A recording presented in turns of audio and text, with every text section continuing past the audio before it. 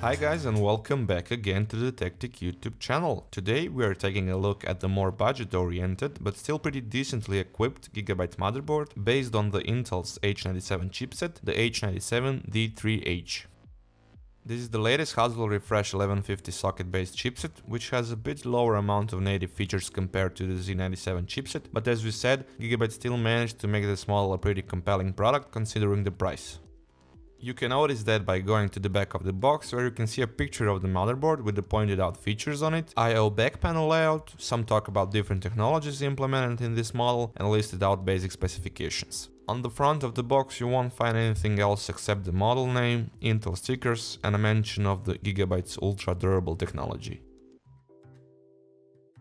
Opening up the box, we are greeted by two SATA cables, I/O shield, and user manuals with optical disc with drivers and software. And of course, here we have the motherboard.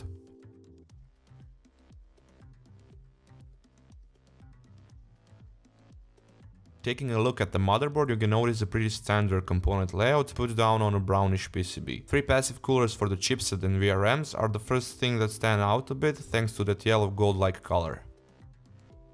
Right next to the socket you can see four standard DDR3 RAM slots for up to 64GB of RAM. Coming down from the socket there's an M.2 slot, which is a rare sight for an H97 chipset based motherboard. Speaking of rare sights, this model also has one SATA Express port next to the four regular SATA 3 ports in the bottom right corner, so total 6 of them if you count in the 2 from SATA Express port.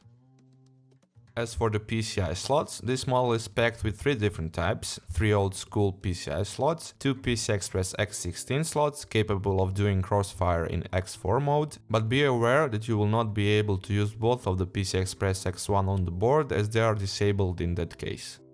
Going around the edges of the motherboard, you can see the usual stuff like the front panel, audio and COM headers, USB 2 and 3 headers, ATX and EPS power connectors, fan headers, CPU and OTP1 squeezed between RAM slots and passive heatsink, and even a physical shielding around the audio components.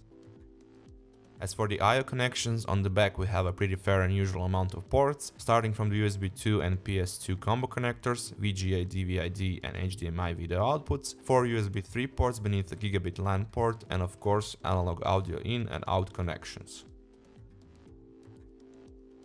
Thank you guys once again for checking out our unboxing and quick preview of the Gigabyte's H97 D3H motherboard. Feel free to give us a thumbs up if you like this video, leave a comment down below if you have any questions about the product, and of course, if you would like to see more content like this you can subscribe to our Tech YouTube channel, or you can check out our other videos from before.